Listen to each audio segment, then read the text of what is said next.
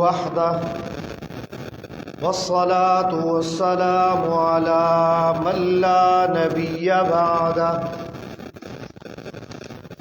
ولا رسول بعده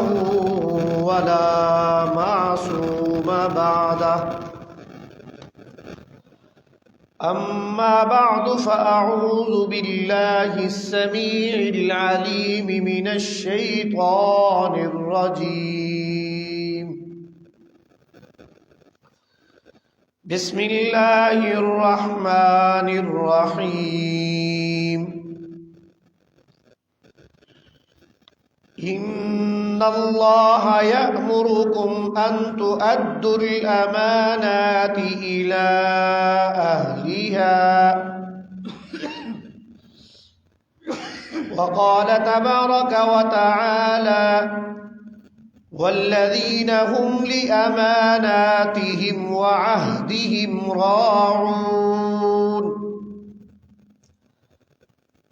وقال تبارك وتعالى في كلام المجيد والفرقان الحميد يا أيها الذين آمنوا لا تخونوا الله والرسول وتخونوا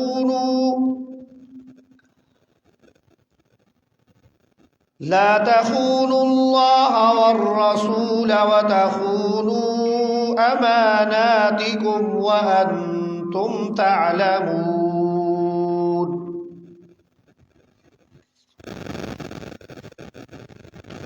وقال النبي صلى الله عليه وسلم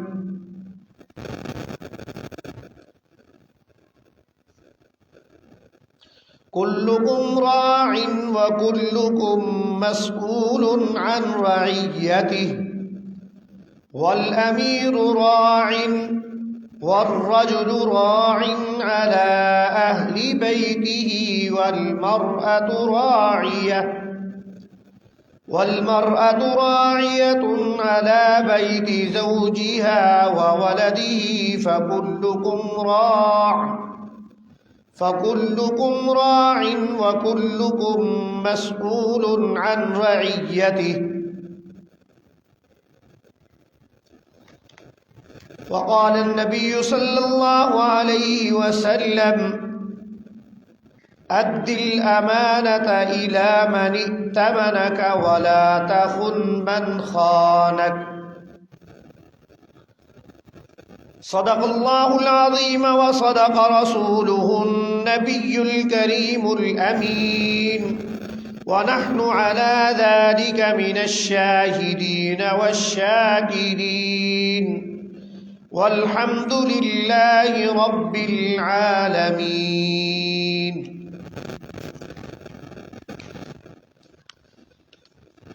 جس دور میں نازاں تھی دنیا اب ہم وہ زمانہ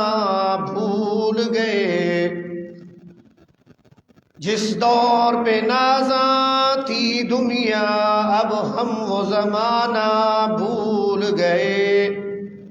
اوروں کو جگانا یاد رہا خود ہوش میں آنا بھول گئے منہ دیکھ لیا آئینے میں پر داغ نہ دیکھا سینے میں دل ایسا لگایا جینے میں مرنے کو مسلمان بھول گئے آذان تو اب بھی ہوتی ہے مسجد کی فضا میں اے انور جس ضرب سے دل ہل جاتے تھے وہ ضرب لگانا بھول گئے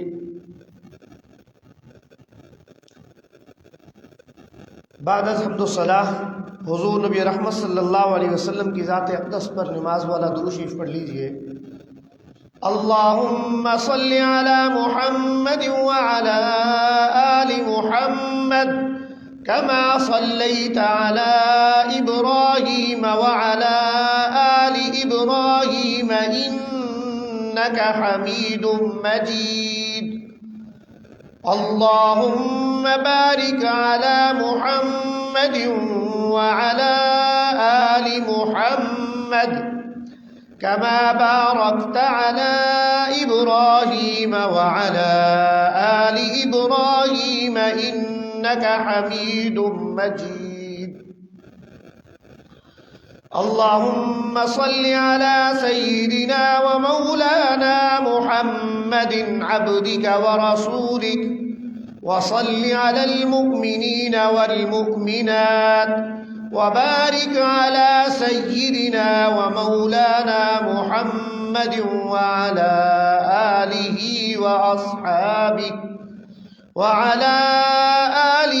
وأصحابه وأهل بيته وأزواجه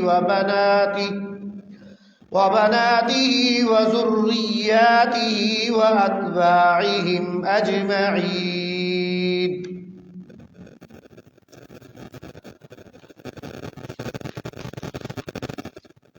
اجدہ جمعۃ المبارک ماہ رجب المرجب دا پہلا جمعۃ المبارک ہے. اللہ تبارک و تعالی رب العزت دی مرضی اور منشا دے مطابق ایک نوے اسلامی مہینے دے اندر اساں اپنی زندگی دا آغاز شروع کیتے سے. جب کبھی بھی رجب المرجب کا چاند نظر آتا تھا تو حضور نبی رحمت صلی اللہ علیہ وسلم یہ دعا فرمایا کرتے تھے: اللہم بارک لنا فی رجب و شعبان وبلغنا رمضان. اے اللہ رجب المرجب اور شعبان المعظم کے مہینوں میں ہمارے لیے برکت پیدا فرما اور ہمیں ایمان اور صحت کے ساتھ رمضان المبارک تک پہنچا. چونکہ رب تعالیٰ سے قربت کا انسانی معراج کا جو مہینہ ہے وہ رمضان المبارک ہے. ماہ رجب المرجب کے اندر بہت سارے تاریخ اسلام کے واقعات وقوع پذیر ہوئے ہیں، جس میں اہل مکہ کی طرف سے بے رخی کے بعد جب انہوں نے دعوت حق کے جواب میں انکار کے ساتھ ساتھ ابتلا اور آزمائشوں اور مصیبتوں اور تکالیف سے نبی رحمت صلی اللہ علیہ وسلم کے دو چار فرمایا، تو آپ صلی اللہ علیہ وسلم اہل مکہ والوں سے، اہل مکہ کی بے رخی سے تکلیف میں مبتلا ہوئے، حزن اور میں مبتلا ہوئے، غمگین ہوئے، لیکن رب تعالیٰ کی طرف سے جو فرض منصبی دعوت اسلام کا عنایت ہوا تھا، اس کے انتقال کے اندر آقا دو عالم صلی اللہ علیہ وسلم نے لمحہ بھر کے لیے بھی توقف نہیں فرمایا. چنانچہ پہلے سرزمین طائف کی طرف تشریف لے گئے، وہاں لوگوں کو دعوت دی. ثقیف کے لوگوں نے بھی بے رخی، بے اعتنائی، یہاں تک کہ زجر اور توبیخ اور تشدد کا راستہ انہوں نے اختیار کیا. اور پھر اس کے بعد حضور نبی رحمت صلی اللہ علیہ وسلم ایام حج کے دوران عرب اور دیگر اماکن سے آنے والے قوافل، حجاج کرام کے اور دیگر جو قوافل تھے، ان کے راستوں میں بیٹھ گئے اور آقا دو عالم صلی اللہ علیہ وسلم نے ان کو دین کی دعوت دینی شروع کر دی. چنانچہ رجب المرجب کے اندر ہی سب سے پہلے جو 12 افراد اوس اور خزرج کے اہل مدینہ نے اسلام قبول کیا تو وہ رجب المرجب کا ہی مہینہ تھا. اور پھر یہی رجب المرجب کے اندر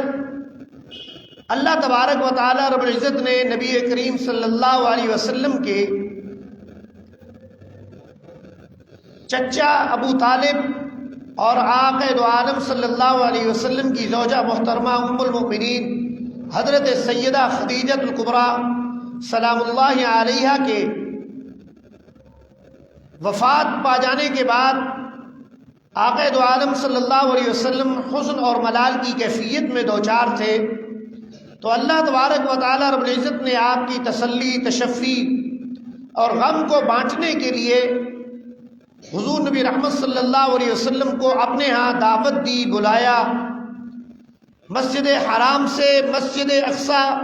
اور پھر مسجد اقصیٰ سے عرش معلیٰ کی طرف کی سیر کرائی گئی۔ سورہ بنی اسرائیل کے اندر اور سورہ النجم کے اندر تفصیلات موجود ہیں۔ واقع معراج بھی رجب المرجب کے مہینے میں پیش آیا۔ اسی طریقے سے حضرت ابو عبیدہ ابن الجراح اور حضرت سیدنا خالد بن الولید رضی اللہ تعالیٰ عنہ کی سرکردگی میں سن 8 اور سن 9 ہجری میں لشکران اسلام کو بھی روانہ فرمایا کہ وہ جائیں اور مشرکین اور کفار کی، رومی جو لوگ سرکشی کر رہے ہیں ان کی، اور اہل مکہ والے جو سرکشی کر رہے ہیں ان کی سرکوبی کریں اور ان کا تعاقب کریں۔ پھر رجب المرجب ہی کے مہینہ کے اندر خال المسلمین 64,65,000 مربع میل سے زائد رقبہ سلطنت اسلامیہ پر حکومت کرنے والی شخصیت، جن پر حضور نبی رحمت صلی اللہ علیہ وسلم کے فرمان اور ارشاد کے مطابق کہ حضرت سیدنا حسن رضی اللہ تعالی عنہ کے ذریعہ سے اللہ تبارک و تعالی رب العزت مسلمانوں کے دو عظیم گروہوں کے مابین صلح کا انتظام فرمائیں گے۔ بالاتفاق حضرت حسن رضی اللہ تعالی عنہ کے اور حضرت سیدنا حسین رضی اللہ تعالی عنہ کی بیعت کے بعد خال المسلمین فاتح بحر روم حضرت سیدنا امیر معاویہ رضی اللہ تعالیٰ عنہ کا یوم وفات بھی اسی ماہ مبارک میں ہے۔ تفصیلات انشاءاللہ آمدہ جمعہ سے رجب المرجب کے حوالے سے اپنی معروضات پیش کروں گا، اور سلطان سید صلاح الدین ایوبی کے زمانہ میں رجب المرجب ہی کے پہلے عہد فاروقی میں اور پھر حضرت سلطان صلاح الدین ایوبی کے زمانہ میں بیت المقدس جو ہے فتح ہوا، وہ بھی رجب المرجب کے اندر ہے۔ آج کے جمعۃ المبارک کے اجتماع میں ایک معاشرتی پہلو، ایک سماجی پہلو، اور جس سے ہم میں سے ہر ایک کو لمحہ بلمحہ، ہر آن ہر گھڑی سامنا کرنا پڑتا ہے، دوچار ہوتے ہیں، اس کی طرف توجہ کرانے کی کوشش کروں گا۔ میں نے قرآن کریم فرقان حمید میں سے چند آیات کریمہ تلاوت کی ہیں کہ اللہ تبارک و تعالی رب العزت نے ارشاد فرمایا، ان اللہ یأمرکم ان تؤدوا الامانات الی اہلہا،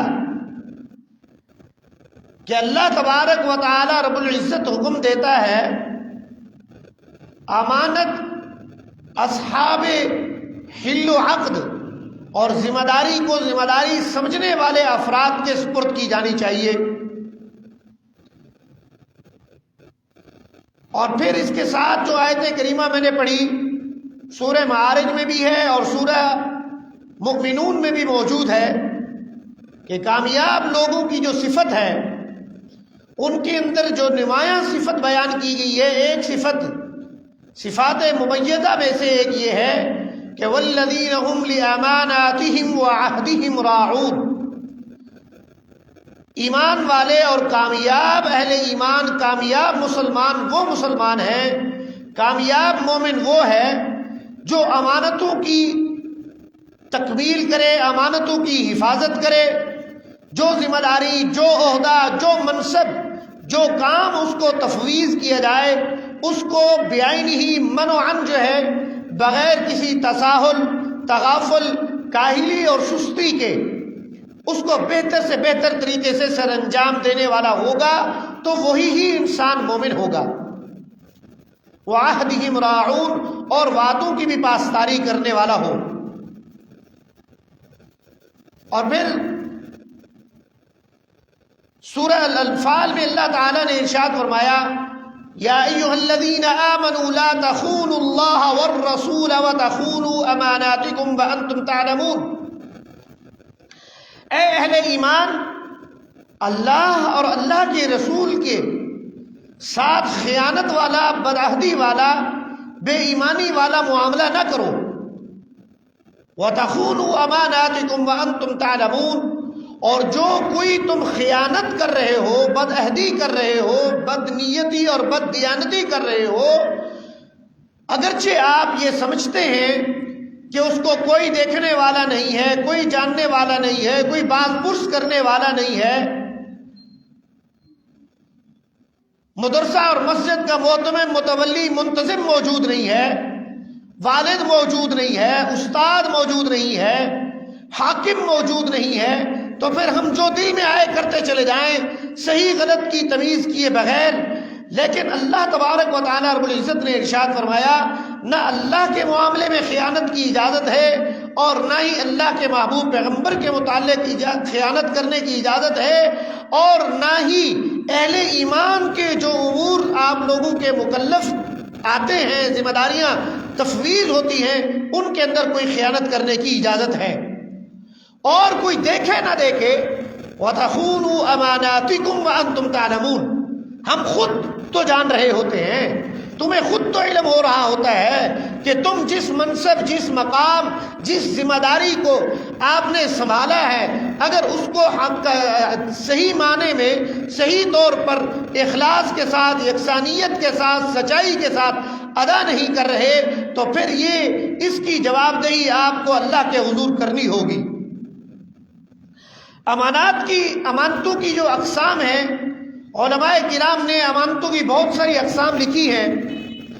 جن میں سے سب سے پہلی قسم یہ ہے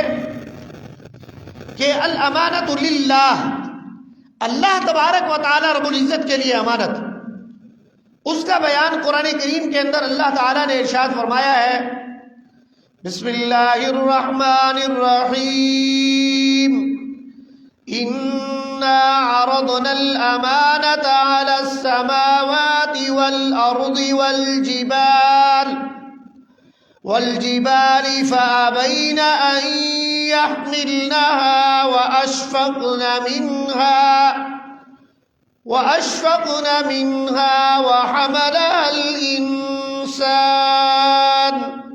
إِنَّهُ كَانَ ظَلُومًا جَهُولًا۔ سب سے پہلی امانت اللہ تبارک و تعالی رب العزت کی طرف سے جو اہل اسلام کے اوپر اور انسانوں پر عائد ہوتی ہے، وہ یہ ہے ایمان کی امانت۔ اور ایمان، کلمہ اسلام ہم نے پڑھ لیا، ایمان قبول کر لیا، اللہ تبارک و تعالی رب العزت کی کتاب ہدایت قرآن ہمارے پاس آ گئی ہے۔ اب یہ بڑی بھاری بھرکم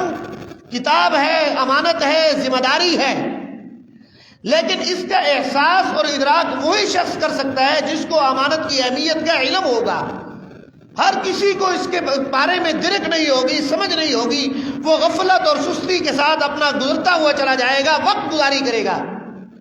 لیکن اللہ تبارک و تعالیٰ رب العزت نے ارشاد فرمایا کہ میں نے یہ امانت اسلام اور ایمان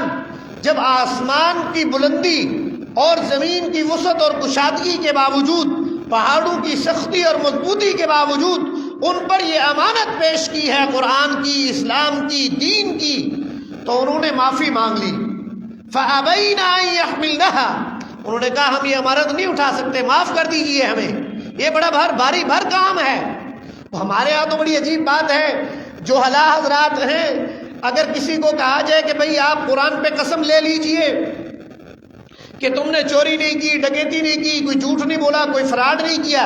وہ تو ایک واقعہ مشہور ہے، کہتے ہیں کہ اس نے کہا کہ بھئی میں قرآن نہیں اٹھاتا، انہوں نے کہا یار قرآن اٹھا لو تم، تو جب اس کو پھر انہوں نے کہا کہ اس نے کہا نہیں میں نے قرآن نہیں اٹھانا، اس کو کیا علم کہ قرآن کیا چیز ہے، کیا بات ہے، کیا کتاب ہے، کون کیا ہے، اس کو مسجد میں لائے اور آ کے دکھایا قرآن پاک کہ آپ اس قرآن پہ ہاتھ رکھ کے کہو یا اس کو اٹھا لو کہ میں نے یہ فراڈ نہیں کیا، دھوکہ نہیں کیا، چوری اور غبن کوئی ڈکیتی رازنی نہیں کی ہے۔ اس نے کہا اس طرح کہ تو میں 100 بھی اٹھا لوں گا. اس نے سمجھا کہ یہ کوئی وزن کی بات ہے، جبکہ قرآن کے اندر جو کچھ اللہ تبارک و تعالی رب العزت نے ہدایت درج کر دی ہے، اصل تو وہ ہے. اصل تو یہ احساس اور ادراک ہمیں حاصل ہو جائے کہ اس کلام حکیم کے اندر موجود کیا ہے، کلام کیا ہے، بات کیا ہے. طوطے کی طرح یاد کرنا، رٹنا، سننا، سنانا، پڑھنا، تلاوت کرنا باعث اجر و ثواب ہے، اس میں کوئی شک نہیں ہے، لیکن اصل میں اس کا فہم حاصل کرنا، اس کو سمجھنا اور سمجھ کر اس پر سمجھنے کے بعد اس پر عمل کرنا، یہ لازم اور ضروری ہے. اور یہی وجہ ہے کہ اللہ تبارک و تعالی رب العزت نے قرآن کریم کے اندر ارشاد فرمایا ہے، وقال الرسول يا رب ان قوم اتخذوا هذا القرآن مهجورا. اللہ تبارک و تعالی رب العزت کے حضور قیامت کے روز ہادی عالم، رحمت عالم، خاتم النبیین والمعصومین پیغمبر حضرت محمد مصطفیٰ احمد مجتبی صلی اللہ علیہ وسلم شکوہ بلب ہوں گے اپنی امت کے متعلق. ہم مسلمانوں کے متعلق شکایت کریں گے، دعویٰ کریں گے، کیس دائر کریں گے کہ اے اللہ، وقال الرسول یا رب ان قوم اتخذوا هذا القرآن مہجورا. ان لوگوں نے، ان مسلمانوں نے قرآن کریم کو چھوڑ دیا تھا. یہ میری امت تھی، زبان سے کلمہ پڑھا، میری قوم تھی، ایمان لائے، کلمہ پڑھ لیا، قرآن یاد بھی کر لیا ہوگا. اگر بہت سارے افراد تو پڑھتے بھی نہیں ہے صحیح انداز سے، لیکن اگر اس کو پڑھ لیا ہے لیکن سمجھا نہیں، اس پہ عمل نہیں کیا. مفسرین کرام نے لکھا ہے کہ قرآن کریم کے اہل اسلام کے اوپر 5 حقوق اور فرائض عائد ہوتے ہیں کہ اس کلام حکیم پر ایمان لایا جائے، اور پھر ایمان لانے کے بعد اس کو پڑھا جائے درست انداز سے، مخارج کے ساتھ، اور پھر اس کو سمجھا جائے، فہم حاصل کیا جائے، اور فہم کے بعد اس پر عمل کیا جائے، اور عمل کرنے کے بعد دوسروں کو تعلیم دی جائے. یہ بڑی بھاری بھرکم ذمہ داری ہے. تو اللہ تعالیٰ نے ارشاد فرمایا کہ فَأَبَيْنَ أَن يَحْمِلْنَهَا وَأَشْفَقْنَ مِنْهَا وَحَمَلَهَا الْإِنسَانُ. کہ آسمان اور زمین اور پہاڑوں نے معذرت کر لی، لیکن انسان نے اس کے بوجھ کو اٹھا لیا. اس نے کہا میں اس کو سنبھالتا ہوں.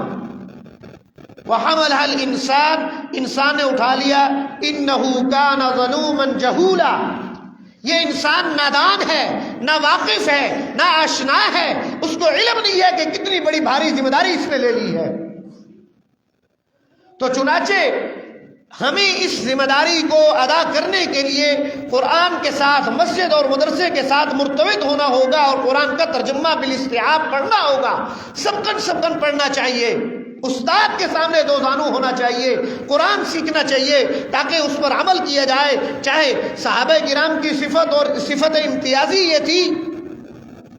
کہ وہ لوگ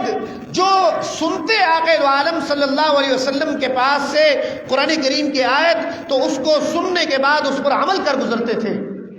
حضرت سیدنا عمر فاروق رضی اللہ تعالیٰ عنہ کے متعلق آتا ہے کہ آپ رضی اللہ تعالیٰ عنہ نے قریباً 5 سال میں سورہ بقرہ پڑھی ہے.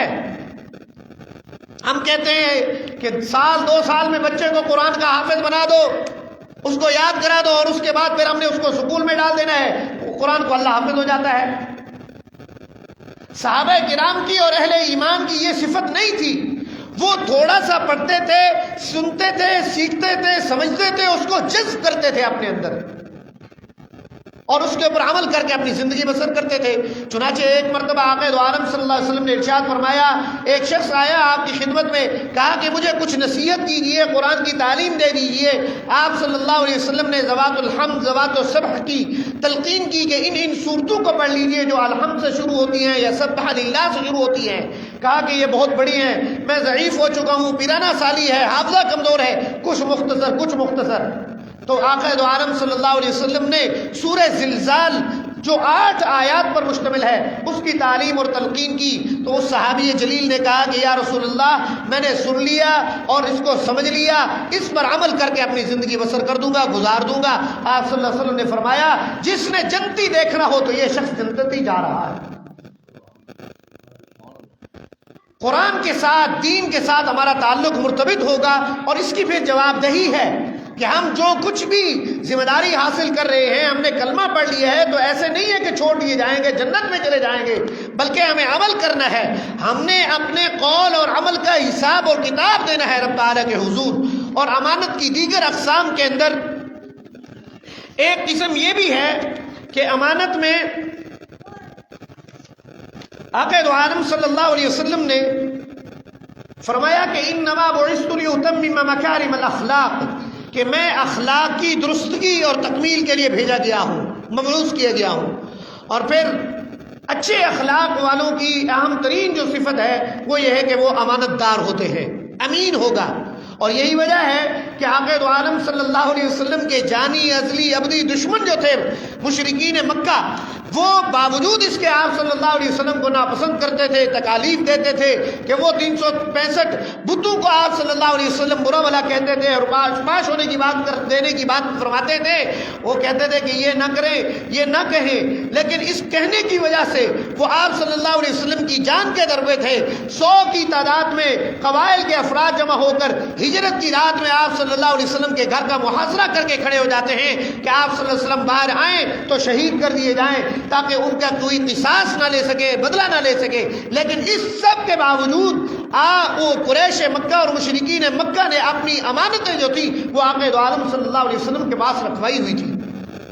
ان کو یقین تھا کہ اگر امانت میں خیانت نہیں کرے گا تو یہ محمد ابن عبداللہ نہیں کرے گا۔ وہ محمد رسول اللہ تو مانتے نہیں تھے۔ تو یہ حضور نبی رحمت صلی اللہ علیہ وسلم کی صفات اور خصائل حسنہ اور اچھے اخلاق کی جو نشانی اور علامت ہے کہ وہ امانت کی پاسداری کرنے والا ہو انسان۔ اسی کے ساتھ حفظ الودائع ہے کہ امانت کو سنبھالنا۔ ہم میں سے جس کسی کو بھی، مجھے اگر اس مسجد میں جمعۃ المبارک کے خطبے کی خطاب کی ذمہ داری دی گئی ہے، میری ذمہ داری ہے کہ میں مطالعہ کروں، قرآن پڑھوں، حدیث کا مطالعہ کروں، علماء کرام کی کتب کو کھنگالوں، چھان بھٹک کر کے معلومات حاصل کر کے آپ کے گوش گزار کروں۔ لیکن اگر میں آتا ہوں ایسے ہی دائیں سے بائیں سے ادھر سے ادھر سے قصے کہانیاں یوٹیوب سے فیس بک کی عالم بن جاتا ہوں، سنی سنائی بات بیان کر دیتا ہوں، تو اس کا نتیجہ یہ ہوگا کہ میں اپنے اس منصب کے اندر خیانت کر رہا ہوں۔ میں جو بول رہا ہوں، لفظ جو کہہ رہا ہوں، اس کا میں ذمہ دار ہوں۔ اگر میں ہوا میں بات کر رہا ہوں تو پھر بھی مجھے اس کے جواب دہی دینی ہے۔ بعین ہی اسی طریقے سے استاد ہو، والد ہو، اولاد ہو، حاکم ہو، گھر میں خاوند ہو، عورت ہو، ہر ایک اپنے منصب اور مقام اور مرتبے کے لحاظ سے وہ ذمہ دار ہے، عہدے دار ہے۔ اس کو جس منصب کی تنخواہ مل رہی ہے، معاوضہ مل رہا ہے، پیسہ مل رہا ہے، اس کے اندر بددیانتی اور بدخلقی کا مظاہرہ نہ کرے۔ یہاں وقت تو کم ہے لیکن ایک بات یاد آ گئی ہے۔ مردان کے اندر ایک موٹیویشنل اسپیکر تھے، انہوں نے ایک واقعہ لکھا، تیزی سے بات کرتا ہوں۔ اس نے کہا کہ میں اپنے شاگردوں کو نصیحت کرتا تھا، جب کوئی کام کرو نا، وظیفہ منصب پہ آؤ تو آپ کو جو تنخواہ مل جائے 10,000 15,000 20,000 وہ تو ہے آپ کی ڈیوٹی کی، آپ کے کام کی، جس پر آپ کو متمکن اور تفویض کیا گیا ہے۔ لیکن اس تنخواہ کے اندر جو آپ نے کام کرنا ہے وہ تو آپ نے کرنا ہی کرنا ہے، اس وقت کے اندر تو خیانت کرنی ہی نہیں ہے۔ اگر استاد کو، طالب علموں کو، بچوں کو پڑھانے کی تنخواہ دے رہی ہے، وہ دائیں بائیں وقت گزار کر موبائلوں میں اور ادھر ادھر کے مہمانوں کے اندر وقت گزار دیتا ہے، تو اس نے ان بچوں کے اور ان بچوں کے وقت میں خیانت کی ہے، اور جو ان کو معاوضہ ملتا ہے اس کے اندر خیانت کی ہے۔ لیکن اس نے کہا، میں اپنے شاگردوں سے کہتا ہوں کہ آپ اپنا جو وقت مقرر ہے وہ تو آپ ادا کرے ہی کرے، کام کرے ہی کرے، لیکن اس کے علاوہ کچھ آپ اللہ تعالیٰ کے اکاؤنٹ میں بھی ڈال دیا کریں، کچھ آپ اضافی کام کر دیا کریں، تاکہ وہ اس سے آپ کو فائدہ حاصل ہوتا رہے گا۔ 8 گھنٹے ڈیوٹی کا ٹائم ہے، 2 گھنٹے 4 گھنٹے آپ نے کام کرنا ہے، آپ کو مزدوری مل جانی ہے، لیکن آپ آدھا پونا گھنٹہ کچھ ایکسٹرا لگا دیں گے، کوئی کام کر لیں گے۔ قرآن کی بات تو بڑی افضل بات ہے، یہ تو ہم لمحہ بلمحہ لفظ بلفظ حرف بحرف پڑھتے جاتے ہیں تو اس کا اجر اور ثواب ملتا چلا جاتا ہے، جتنا جب تک پڑھا اور پڑھایا جاتا رہے گا اس کا اجر و ثواب ملتا رہے گا۔ لیکن اس نے دنیاوی امور کے متعلق کہا کہ آپ اس طریقے سے ایک اکاؤنٹ، ایک کھاتہ جو ہے اللہ کے ساتھ کھول دیجئے، بینک اکاؤنٹ، کہ آپ ایکسٹرا کام کریں گے آپ کو اس کا اجر اور ثواب بھی میسر آتا رہے گا اور خزانہ غیب سے آپ کی مدد ہوتی رہے گی۔ چنانچہ اس نے وہ لکھا کہ اس کے نتیجہ کے اندر ایک آدمی نے اس کو اختیار کر لیا، اور جب وہ دفتر میں کام کرتا تھا، کام کرتے ہوئے اپنا کام نمٹانے کے بعد دوسروں سے کہتا ہے بھئی آپ کا کوئی کام رہتا ہے، اکاؤنٹنگ کا کوئی کام رہتا ہے، HR کا کوئی کام رہتا ہے، چلو مجھے دے دو، میں اپنا کام کر چکا ہوں، آپ کا کام کر دیتا ہوں۔ اس طرح کرتے کرتے وہ جو ہے نا کام کرتا رہا۔ اب افغانستان سے امریکہ نے نکلنا ہے، نکلتے وقت وہ اپنے ادارے چھوڑ کے جا رہا ہے۔ اب اس ادارے کو چھوڑتے ہوئے کمپنی کا ہیڈ جو ہے وہ انگریز ہے، اس نے جاتے وقت اس نے کہا کہ اب یہ کسی نہ کسی کے سپرد کر کے جائیں۔ جب یہ باری آئی تو اس نے کہا اب کس کو دوں؟ امتحان ہوا، ٹیسٹ ہوا، تو اس میں سے ایک نوجوان جو اسی موٹیویشنل اسپیکر صاحب کا شاگرد تھا، اس نے کہا کہ میں امتحان دیا اور میں پاس ہو گیا، مجھے جاب آفر بھی ہوگی، مجھے جو آرگنائزرشپ ہے، نگرانی اور چیئرمینی، وہ مجھے مل گئی، لیکن جو میرے سینئر 20-25 سال سے موجود تھے وہ سارے سیکھ پا ہو گئے، یہ کیا بات ہے، آپ کو کیوں دے دی؟ وہ کہنے لگے، اس نے کہا کہ جب یہ بات ہوئی تو اس نے انگریز چکے، اگرچہ وہ مولانا سید ابو الحسن علی ندوی رحمۃ اللہ علیہ فرماتے تھے بڑے بڑے بلنڈر ضرور کرتے ہیں، بد اخلاقیاں بڑی بڑی ضرور وہ کرتے ہیں، اس کے مرتکب ہوتے ہیں، جب ان کی اپنی باری اور بات آتی ہے تو وہ مسلمانوں کا، انسانوں کا قتل عام کرنے سے دریغ نہیں کرتے، لیکن چھوٹی چھوٹی امانتیں اور اخلاق جو ہے نا انہوں نے سنبھالے ہوئے ہیں۔ انہوں نے کہا بھیا ہم جائزہ لیں گے آپ نے کیسے امتحان پاس کیا، کیوں کیا، کیا وجہ ہے، آپ کو 3 سال 4 سال 5 سال ہوئے، باقی اتنے عرصے سے ہیں وہ فیل ہو گئے۔ اس نے کہا بات یہ ہے میں اپنے منصب کے ساتھ ساتھ دوسروں کے منصب کے معاملے میں مدد بھی کیا کرتا تھا، اس کے نتیجے میں مجھے ان کے شعبوں کی درک بھی حاصل ہو گئی، آپ کا جو پیپر تھا، جو پرچہ تھا امتحان کا، اس میں جنرل نالج موجود تھی، لہٰذا میں چونکہ وہ کام کر چکا تھا اس لیے میں پاس ہو گیا ہوں، آگے بڑھ گیا ہوں۔ انہوں نے اس کو دے دی۔ بہرحال ایک جملہ معترضہ کے طور پر ایک بات آئی ہے، اس میں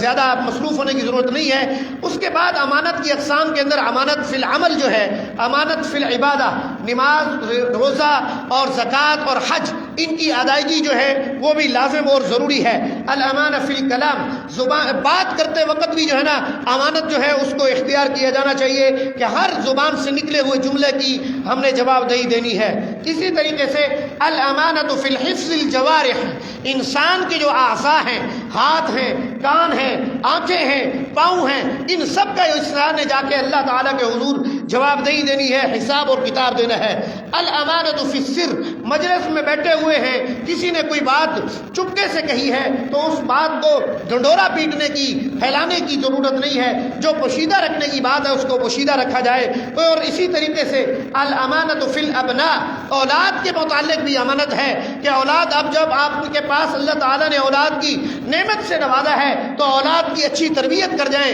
اچھی تعلیم کا انتظام کر جائیں، اور پھر اولاد کے جو نکاح مناکحت کے امور ہیں ان کی بھی انجام دہی کے اسباب مقدر کر دیں، مہیا کر جائیں، وراثت چھوڑ کے چلے جائیں، اچھی نصیحت اور وصیت ان کے لیے کر کے چلے جائیں۔ اور ہمارے آج کے زمانے میں سوشل میڈیا کا دور ہے، دیکھ رہے ہیں چہار جانب دائیں بائیں گھروں میں دیکھ لیجئے اولاد اپنے ماں باپ کے گربان تک پہنچ چکی ہے، کہیں باپ بیٹے کو قتل کر رہا ہے، کہیں بیٹا باپ کو قتل کر رہا ہے، قتل و قتال کی یہ کیفیت برپا ہو چکی ہے۔ وجہ بنیادی اساسی یہ ہے کہ اولاد کی تربیت کے اندر کمی رہ گئی ہے، چھوڑ دی گئی ہے، بچے کو سکول کی طرف تو متوجہ کر دیا گیا ہے، لیکن سکول کی تعلیم حاصل کرنا کوئی بری بات نہیں ہے، تمام تر علوم اور فنون قرآن کریم سے ہی ماخوذ ہیں، مستخرج ہیں، لیکن اس کے ساتھ ساتھ اولاد کی دینی تربیت کی فکر کرنا فرض عین ہے، اس پر توجہ دینے کی ازحد اور اشد ضرورت ہے، اس کے بجائے کوئی نجات کا ذریعہ نہیں ہوگا۔ اور پھر اسی طریقے سے الامانۃ فی المجالس، مجلس کی باتیں بھی امانت ہوتی ہیں. المجالس بالامانہ و افشاؤها خیانہ، مجلس کی جو بات ہے وہ امانت رکھی جاتی ہے اور اس کو اگر کوئی بیان کر دیتا ہے تو وہ خیانت کا مرتکب ہوتا ہے. اور الامانۃ فی التجارہ، تجارت کوئی انسان کر رہا ہے، کاروبار کر رہا ہے، اس کے اندر بھی امانت داری ہے. اور پھر حضور نبی رحمت صلی اللہ علیہ وسلم نے ارشاد فرمایا التاجر الصدوق الامین مع النبیین والصدیقین والشہداء والصالحین. امانت دار تاجر، سچا تو تاجر ہے، تجارت کرنے والا ہے، جو ناپ تول میں کمی نہیں کرتا، جو دھوکہ نہیں دیتا، جو اپنے جو لیتے اور دیتے وقت میں گڑبڑ نہیں کرتا، جو مال چھپاتا نہیں ہے، عمل تدلیس کا ارتکاب نہیں کرتا، دھوکہ دہی سے بچ جاتا ہے. تو سچا اور امانت دار جو تاجر ہے وہ انبیاء اور صدیقین اور شہداء اور صالحین کے ساتھ قیامت والے روز موجود ہوگا. اسی طریقے سے جو اعضاء کا میں نے کہا کہ جوارح جو انسان کے جسم کے اعضاء ہیں، اس کے متعلق قرآن کریم کی آیت کریمہ ہے ان السمع والبصر والفؤاد كل اولئک کان عنہ مسئولا. انسان کا سننے کے جو اعلیٰ کان ہے اور پھر دیکھنے کا جو اعلیٰ بصارت کا آنکھ ہے، اسی طریقے سے دل ہے، یہ اس تینوں کے متعلق انسان نے اللہ تعالیٰ کے حضور جا کے جواب دہی کرنی ہے. الامانۃ فی الزوجین، کہ میاں بیوی کے مابین بھی جو ہے امانت کی پاسداری کرنی ہے. حضور نبی رحمت صلی اللہ علیہ وسلم نے فرمایا جس کسی نے اپنی بیگم کے ساتھ اچھا سلوک کیا، اپنی عورت کے ساتھ اچھا تعلق اور رشتے کو استوار کیا، اس نے اللہ تعالیٰ کی امانت میں حفاظت کی ہے. لیکن اگر کسی نے ناجائز طریقے سے اس کے اوپر دسترازی کی ہے، اس کے اوپر زجر و توبیخ کی ہے، ناجائز کی ہے، تو اس نے اللہ کی امانت میں خیانت کر دی ہے. اور پھر عورت کو یہ حکم دے دیا کہ آپ صلی اللہ علیہ وسلم نے فرمایا عورت اپنے خاوند کی جان، مال، عزت، آبرو کی محافظ ہے اور اس کے اولاد کی تربیت کی ذمہ داری ہے. اگر اس کو ادا کر رہی ہے صحیح طریقے سے تو بہت اچھی بات ہے، نہیں کر رہی تو اپنی اصلاح کر لی جائے. کل مسترعى مسؤول عما استرعى حتى ان الرجل يسأل عن زوجته وولده وعبده، کہ ہر انسان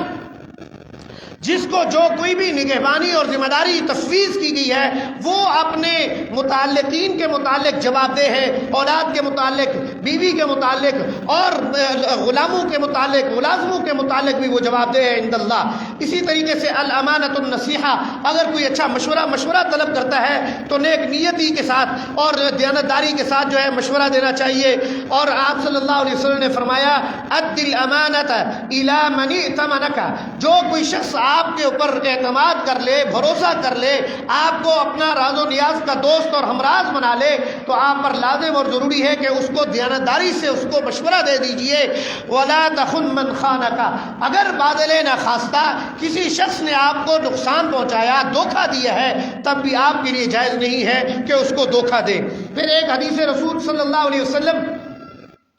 میں نے تلاوت کی، اس کا مفہوم پہلے بھی آ چکا ہے کہ ہر انسان جو جس منصب پر فائد ہے وہ اپنے ماتحت لوگوں کے بارے میں جواب دہ ہے، بحیثیت استاد، بحیثیت حاکم، بحیثیت خطیب، بحیثیت متولی، بحیثیت مؤتمن، بحیثیت اولاد، بحیثیت طالب علمی. چنانچہ سورہ المطففین جو ہے وَيْلٌ لِّلْمُطَفِّفِينَ الَّذِينَ إِذَا اكْتَالُوا عَلَى النَّاسِ يَسْتَوْفُونَ وَإِذَا كَالُوهُمْ أَوْ وَّزَنُوهُمْ يُخْسِرُونَ. اللہ تبارک و تعالیٰ رب العزت نے 30ویں پارے کی سورہ میں فرمایا ہلاکت ان لوگوں کے لیے ہے جو عمل تطفیف سے کام لیتے ہیں. عمل تطفیف یہ ہے کہ لوگ لیتے وقت تو زیادہ لے لیتے ہیں، تنخواہ کا تو اچھا مطالبہ کریں گے، 10,000 15,000 20,000 ہو، لیکن ڈیوٹی ادا کرتے وقت جو ہے وہ پہلو تہی سے کام لیں گے، تو پھر وہ اس کے مرتکب ہو چلے جائیں گے. جو جس منصب پر فائد ہے، تجارت میں ہو، کاروبار میں ہو، اولاد کی حیثیت سے، والدین کی حیثیت سے، ہر آدمی جو ہے وہ ذمہ دار ہے، وہ جواب دہ ہے اپنی رعایا کے متعلق کہ وہ ان کے ساتھ کس طریقے سے معاملے سے پیش آتا ہے. امانت جو ہے کل ما تحمله الانسان من امر دینه و دنیاه قولا و فعلا، ہر انسان ہر اس بات کا ذمہ دار ہے جو اس کی زندگی کے اندر وقوع پذیر ہوتا ہے، چاہے وہ دین سے متعلق ہو، چاہے دنیاوی امور سے متعلق ہو، وہ کلامی طور پر زبانی بات کے ذریعے سے ہو یا عمل کے ذریعے سے ہو، سب کی جواب دہی انسان کو کرنی ہوگی. اسی طریقے سے آقا دو عالم صلی اللہ علیہ وسلم کی امانت کی عظیم ترین مثالوں میں سے ایک مثال میں نے سفر ہجرت کی بیان کر دی۔ اسی طریقے سے سفر ہجرت کے اندر ایک اور مثال یہ بھی ہے کہ جب آقا دو عالم صلی اللہ علیہ وسلم اور سیدنا ابو بکر صدیق رضی اللہ تعالیٰ عنہ کو بھوک اور پیاس کی شدت محسوس ہوئی تو آپ رضی اللہ تعالیٰ عنہ نے ایک گھر کے اندر والوں سے پوچھا کہ ہمیں کچھ پینے کو کچھ کھانے کو مل جائے۔ انہوں نے کہا کہ یہ بکریاں ہیں میرے خاوند کی اور وہ یہاں موجود نہیں ہے، امانت کا تقاضا ہے کہ میں کسی بکری کا دودھ آپ کو نہیں پینے دوں گی۔ آپ صلی اللہ علیہ وسلم نے فرمایا ہم بھی نہیں پیتے، امانت کا ہی تقاضا ہے اور مجھے تو صادق الامین کا خطاب بھی ملا ہوا ہے، دشمنوں نے دیا ہوا ہے۔ آپ صلی اللہ علیہ وسلم نے فرمایا جو کمزور نحیف لاغر بکری ہے وہ لے آؤ، جو دودھ دیتی ہی نہیں ہے وہ لے آؤ اور میں اس کے ذریعے اسی سے ہم دودھ پی لیتے ہیں۔ آپ صلی اللہ علیہ وسلم نے اس طریقے سے امانت کی حفاظت کی۔ اور پھر حضرت سیدنا صدیق اکبر رضی اللہ تعالیٰ عنہ کی شخصیت جو ہے انہوں نے آپ صلی اللہ علیہ وسلم کی طرف سے جو ذمہ داری ادا کر دی گئی تھی، منصب خلافت جو آپ صلی اللہ علیہ وسلم کی جانشینی کا ان کو ملا، انہوں نے بعین ہی منعن ادا کیا ہے کہ جب منکرین زکوٰۃ نے زکوٰۃ دینے سے انکار کیا کہ ہم تو نبی کریم صلی اللہ علیہ وسلم کو دیتے تھے، آپ کو زکوٰۃ نہیں دیتے، آپ رضی اللہ تعالیٰ نے فرمایا جو کوئی شخص حضور نبی رحمت صلی اللہ علیہ وسلم کو اگر اونٹ کی نکیل بھی زکوٰۃ میں دیتا تھا تو میں اس کو لیے بغیر نہیں رہوں گا، اس سے میں قتال کروں گا۔ اسی طریقے سے الامانہ فی الشہادہ، گواہی دینے کے اندر عدالت میں ہو یا ویسے ہو، یہ بھی ہمارے لیے ضروری ہے کہ اس کی پاسداری کی جائے۔ امانت العلم، علم کی بات میں پہلے بھی کر چکا ہوں، بحیثیت استاد جو کوئی شخص سکول میں ہو، مدرسے میں ہو، مسجد میں ہو، کہیں پر بھی ہو، وہ اگر منصب علم کے اوپر متمکن ہے، مستفید ہے، اس پر لازم اور ضروری ہے کہ اس کے اندر وہ کسی قسم کی خیانت نہ کرے۔ امانت الکتابہ، لکھنے کے بارے میں صحافیوں سے بھی حساب کتاب ہوگا۔ الامانت فی القضاء، ججز سے بھی حساب ہوگا۔ اور پھر حضور نبی رحمت صلی اللہ علیہ وسلم نے فرمایا، ایک صحابی نے پوچھا کہ قیامت کب قائم ہوگی؟ آپ صلی اللہ علیہ وسلم نے ارشاد فرمایا قیامت اس وقت قائم ہوگی اذا ضیعت الامانۃ فانتظر الساعہ، جب امانت ضائع ہو جائے، جب امانت ختم ہو جائے، امین لوگ میسر نہ ہوں، امانت میں خیانت کرنے والے موجود ہوں، تو پھر سمجھ لیں کہ قیامت جو ہے قریب آ چکی ہے۔ اسی پہ میں بات اپنی ختم کرتا ہوں، بقیہ بات آئندہ جمعے میں انشاءاللہ کروں گا کہ حضور نبی رحمت صلی اللہ علیہ وسلم کی ایک حدیث طیبہ ہے۔ آپ صلی اللہ علیہ وسلم نے ارشاد فرمایا لا دین لمن لا امانت له لا ایمان لمن لا امانت له ولا دین لمن لا عہد له، جو کوئی شخص ایمان بھلے وہ مسلمان ہو، بھلے وہ کلمہ پڑھتا ہو، لیکن امانت دار نہیں ہے تو اس کے ایمان کا کوئی اعتبار نہیں ہے۔ اور جو کوئی شخص وعدہ خلافی کرتا ہے، بدعہدی کرتا ہے، تو اس شخص کا کوئی دین سے تعلق نہیں ہے۔ اللہ تعالیٰ مجھے اور آپ کو جو کہا سنا اس پر عمل کرنے کی توفیق عطا فرمائے۔